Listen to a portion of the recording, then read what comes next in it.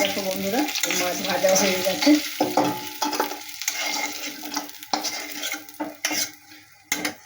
মাছ ভাজা হয়ে গেছে, এবারে আমি কড়াই তেল দেবো।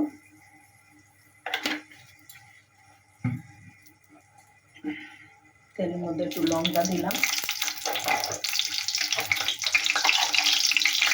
একটু জিরে দিলাম,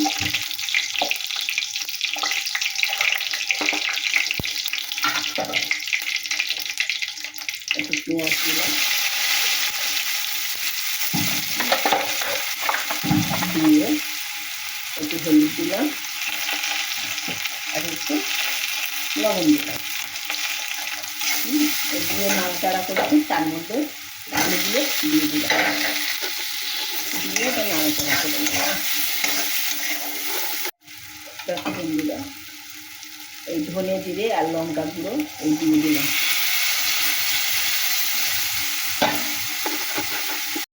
এই পালং শাকটা দিয়ে দিলাম, ভালো করে কষিয়ে নেবো পালং শাকটা এর মধ্যে দিয়ে। এই দেখো, এই ছাদ বাগানের পালং শাকটা একটু ভাপিয়ে নিয়েছি, ভালো করে কষিয়ে নেবো। এবারে ছাদ বাগানের পালং শাক, কিন্তু এটা একটু বড় বড় হয়ে গিয়েছিল বলে একটু ভাপিয়ে নিয়েছি। যাই হোক, এবারে ভালো করে কষিয়ে নেবো, নিয়ে তারপর জল দেবো। এই দেখো কি সুন্দর আলু আর পালং শাক কষিয়ে নিয়েছি মশলা দিয়ে। হ্যাঁ, লবণ টবণ সব দেওয়া হয়ে গেছে। এবারে আমি এর মধ্যে জল দেবো, গরম জল দেবো, আমি ঠান্ডা জল দিই না। গরম জল দেবো। এই যে আমি গরম জল দিলাম, এটা আলুটা সিদ্ধ যাতে হয়। হ্যাঁ, একটু বেশি করে জল দিলাম, কারণ পালং শাকে এতটা ঝোল করবো না, গামাখাই করব, কিন্তু আলুটা যাতে সিদ্ধ হয় সেই জন্য আমি জলটা একটু বেশি দিয়েছি। আচ্ছা, এ তো ফুটে উঠেছে, যেহেতু ট্যাংরা মাছ একটু সময় লাগবে সিদ্ধ হতে, ওই জন্য ট্যাংরা মাছটাও দিয়ে দিলাম। এবারে আস্তে আস্তে এটা হতে থাকো, ভালো করে ফুটে উঠুক। দেখো বন্ধুরা, এইভাবে যদি পালং শাক রান্না করো, ঝোল করে নাও, মাখা মাখা ঝোল, দারুণ খেতে হয়।